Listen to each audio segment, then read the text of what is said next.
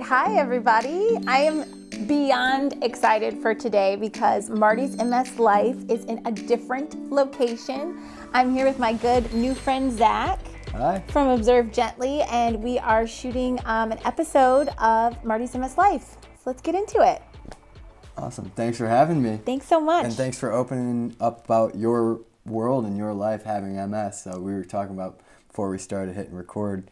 Not everybody necessarily always has a day-to-day interaction with someone who's walked, in your shoes. So it's kind of always nice to learn from someone's new perspective, right? Totally. Awesome. Yeah. So you had said that you actually knew someone with MS. It was your... Yeah, my brother's first relationship ever. He was probably 14 or 15. I remember that person's mother had MS, and I was young. I was probably 12 at the time. Mm-hmm. But I remember my mom being concerned about it, and there was always discussions about it, and then there was always days where Mrs. Bop was not able to do normal activities, sure. right? And then my mom had to pick them up at something because Mrs. Bop was not able to, and all of that. So, again, I think that was the first interaction with someone with MS, and as a kid, that's a little confusing. And then as you become a young adult, and then you meet people in similar age groups with you that then are impacted by it, I guess it kind of hits you like a brick wall, right? Totally, yeah.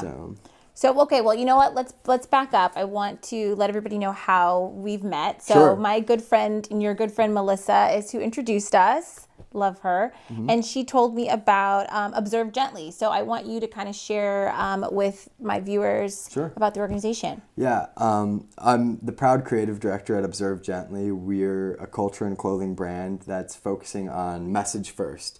And what is our message? The idea that we all need to do a better job at learning from each other and observing each other gently, right? Yeah. This day and age, there's a lot of moments where we stick to our side, and that's kind of where we're going to hang. Not a lot of opportunities these days, not a lot of promotion of the idea that you can disagree with someone, just understand where they're coming from. Mm-hmm. Give them a little bit of the platform or benefit of the doubt. Let them have a voice. And you'd be surprised at how much they would be willing to allow you to do the same. And that's just an opportunity to grow. Yeah. So I've always looked at opportunities where I'm less knowledgeable of something, or maybe I disagree with someone on something as an opportunity to expand my horizons, as opposed to just stick myself in a corner and know what I know. Exactly. So. I mean, I love what you all are doing with some of the videos that I've seen that you've, kind of already put together. And what was drawn to me about Observe Gently is it ties so much into this invisible illness community and people with disabilities, because not all disabilities, look the same. Right. You have people that, present, very, as soon as you see them, you can see that they're disabled. And then there's a lot that, are invisible. And when you and I first connected, you shared with me about, different challenges that you've had, just in terms of like growing up and things with ADHD and things of that nature. And so like, how has it been for you kind of carrying around an invisible kind of, disability? Yeah, it's interesting because I never really even thought of it that way, especially as I get older, right? I've always had ADHD. That's a given. Okay. But as I get older, it just becomes more of who I am, and I'm actually, I would say, in a sense, almost proud of that. Yeah. And it is quite invisible. There are days where my behaviors and they wouldn't mimic somebody who has ADHD, but it doesn't mean that day I don't. Right. Right. Had we not talked about MS at all, in the moments in the Zoom calls and in meeting you in person, I wouldn't know you have MS. Right. And I would like to think that maybe there's a chance that I'm presenting myself these days as someone who doesn't have ADHD, but then at the same hand, I'm not concerned if I do either way, or don't. Right. Right.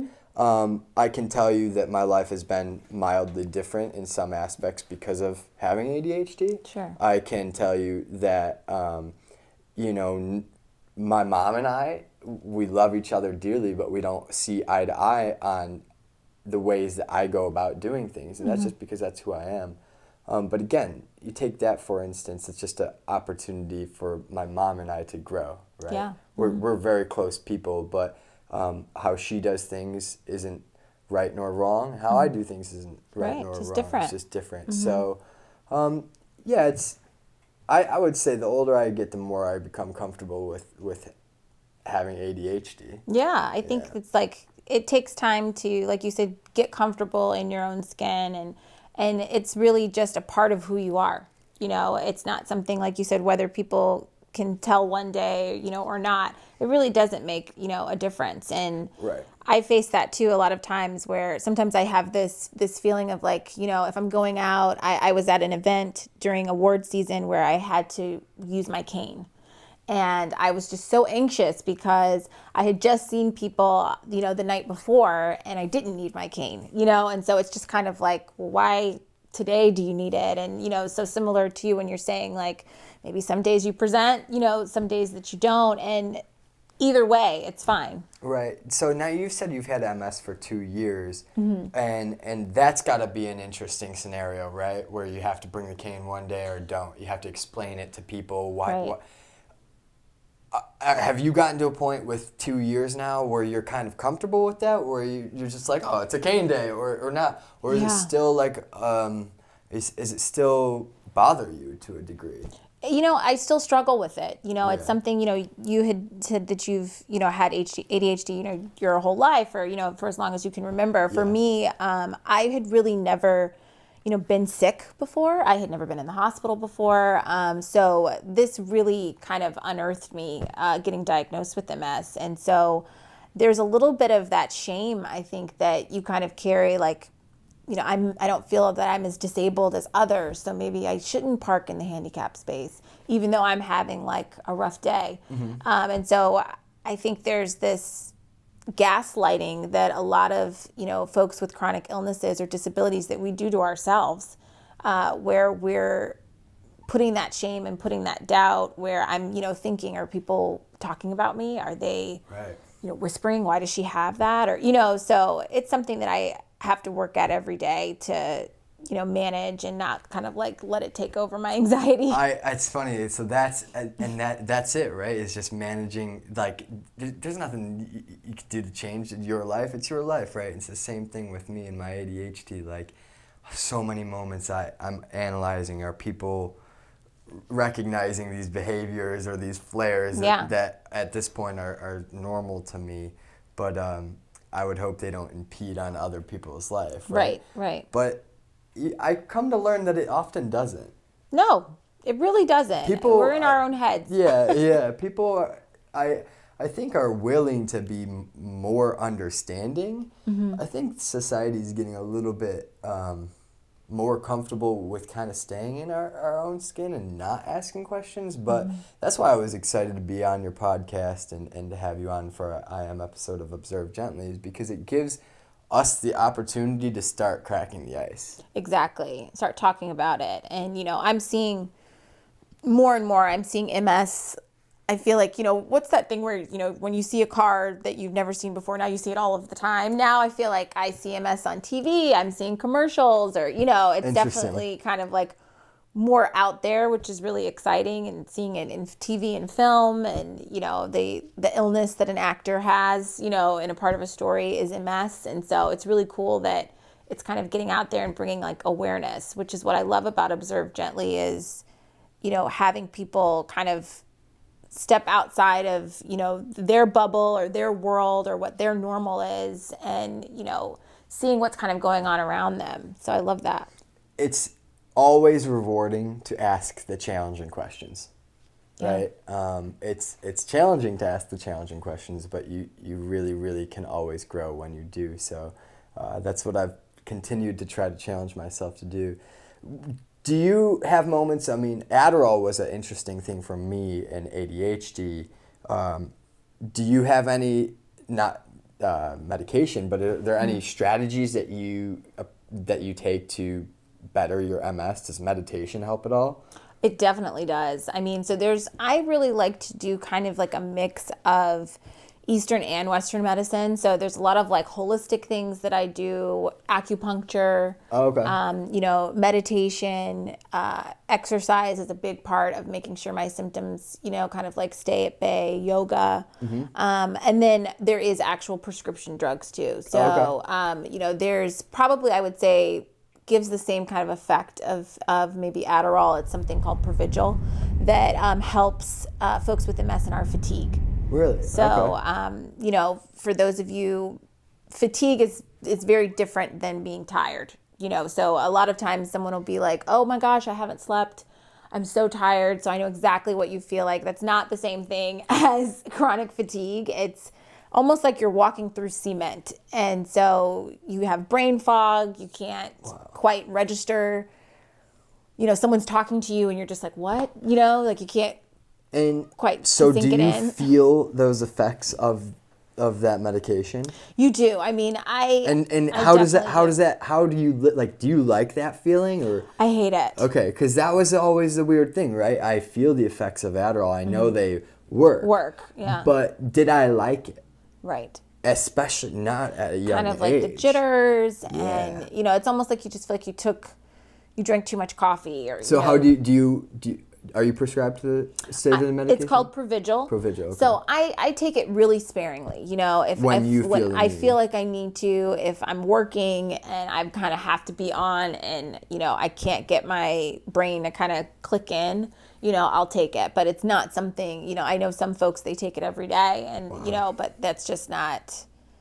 To me, there's just so many side effects with prescription drugs. I feel like that's a whole nother episode, to kind of talk about. So I'm definitely lean more towards the holistic approach. Cannabis is a huge part of, my wellness, kind of program. Everything from CBD, bath bombs. Were you a cannabis user before being? I wasn't. And so this, were you like against the use of cannabis? I wasn't, but, I just was never really a smoker. Okay. So I just didn't really, the smoke would make my eyes burn. It just wasn't Yeah. something that I was that into. But now it's so Oh my gosh.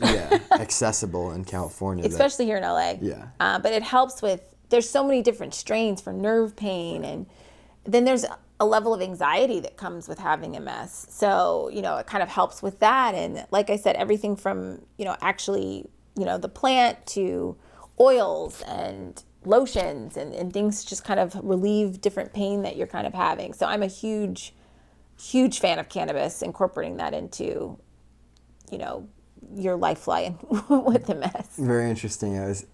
Cannabis was a way that I definitely self-prescribed to myself when I was younger, and like I said, I wasn't a fan of some of the effects that Adderall had on me. Yeah.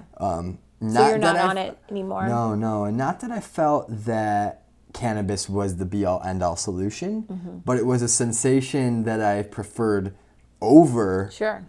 Adderall that allowed me certain avenues that I didn't have before, right? And that's why I bring up meditation. Meditation for me is my newest avenue. As I get older, the more that I devote time and energy into meditating and focus on myself, the more I can manage anything within my ADHD space, but then anything within my emotional space or my personal life, right? So, I wonder if Provigil impacts your personal life or your, brain in a way that it impacts more than just MS. Right, yeah. Right? You never know, too. I mean, I think you're really onto something with that. I think that there's so much about, our bodies and, our health that we really are in control of, and it's not to say, I know that a lot of folks, with chronic illnesses, they hate when people tell them to like drink water or do yoga and they'll be fine.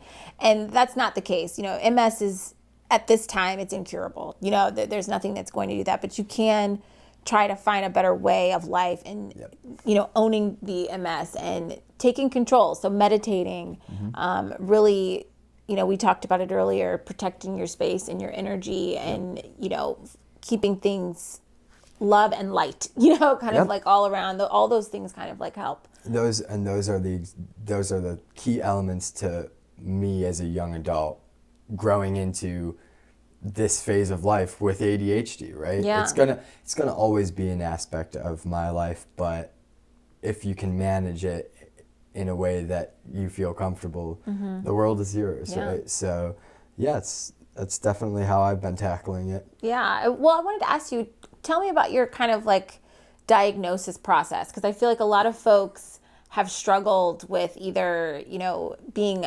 misdiagnosed or taking a long time to get diagnosed. Tell me like your... There's no doubt I have ADHD. Okay. From an early... No doubt. Okay. My parents are split-minded in a lot of their perspectives. My mom is a special ed teacher. Okay. She was able to pinpoint it. All my teachers were able to pinpoint it. I would say that I had it. I just, it was very fast-paced. It went from a conversation of Zach might have ADHD to me on Adderall, and a lot of it quick. Wow. And now that I'm a young adult with a conscious mind and I get to make my own decisions, I look at the amount of Adderall being put into my system, and Especially at such a young age. I'm astonished. And it was really quick. I could be misinterpreting it. I was only 13 when I first was prescribed Adderall. But yeah, it was a lot for a young kid. Now looking back at it, I've taken Adderall, not prescribed. So I'm able to gauge. And when I did that, I took fractions of what I was prescribed. Okay. And the way it made me feel was not unfavorable. It did the effects it should. And it was a moment for me to be able to kind of reflect on. But I still think I'm emotionally frustrated by the fact I was on so much Adderall as a kid. Right. Because I know that I was constrained somehow, some way. I know I was. For sure. And I'm a creator. I'm a painter and clothing designer. I've always been very talented with my hands. I've always painted since that age. Yeah. So I wonder how it would have been different.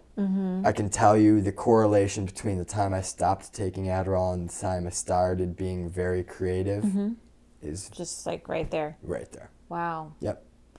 I mean, you touched on it with, you knew that it was off. And it's like we have to advocate for ourselves and speak up for ourselves. And you as a kid, as a teenager, right, you don't even know your voice yet, and so... That's for sure. And I look at kids these days, 14, 15, 16, with TikTok, social medias, all these things. They have a voice. A lot of them have voices now, right? Yeah. I certainly didn't feel that way. Yeah. And I certainly didn't feel that way under the doctor's eyes.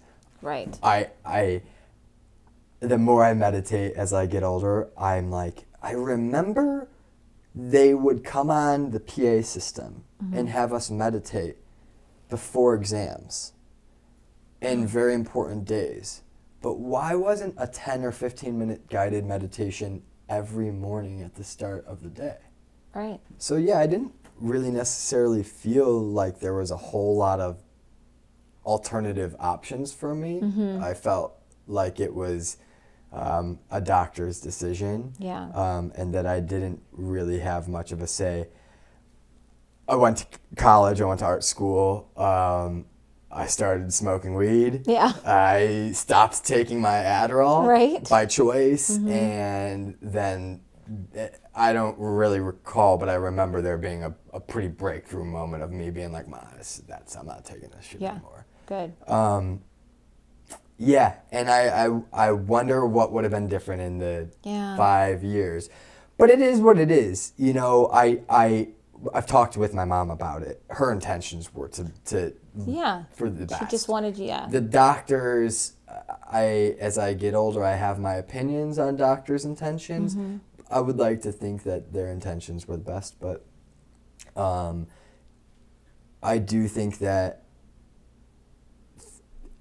ADHD is very different. You said don't compare diseases. Right, yeah. It's very different than MS.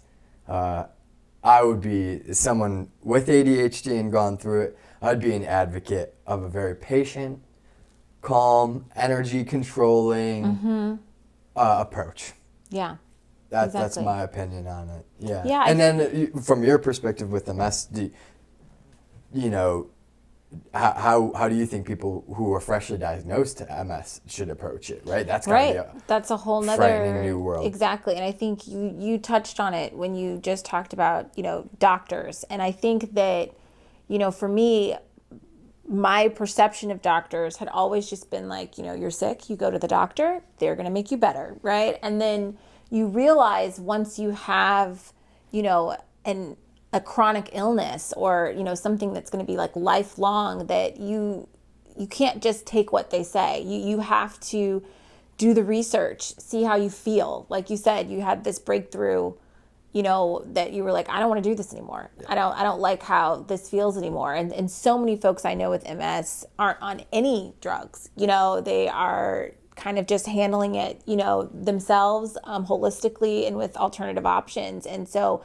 I think this faith that we put in doctors and our care teams, we need them. You need doctors, of course, but there's only to a certain extent, and so that's what I would always say to someone that's like new with MS. When you sit down with that neurologist for the first time, they want to immediately put you on, a drug modification therapy. And, I waited about 8 months before I started my drug infusions because I just wanted to just one process that I had gotten this new disease and then also talk to people, ask questions and see, how I really felt about it and not just kind of taking that, okay, well, the doctor said, so hook me up. So I think that we have to, just really take control of our health, Doctors are wonderful people and wonderful vehicles to learning more information and understanding more perspective, right? But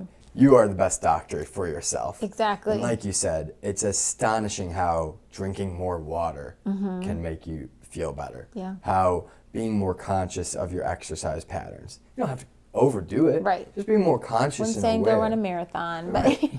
Just always putting your genuine health first. And a lot of people struggle with that until it's too late. until it's too late. Right? Yeah. So that's for me the best way for me to approach my disease, but my life.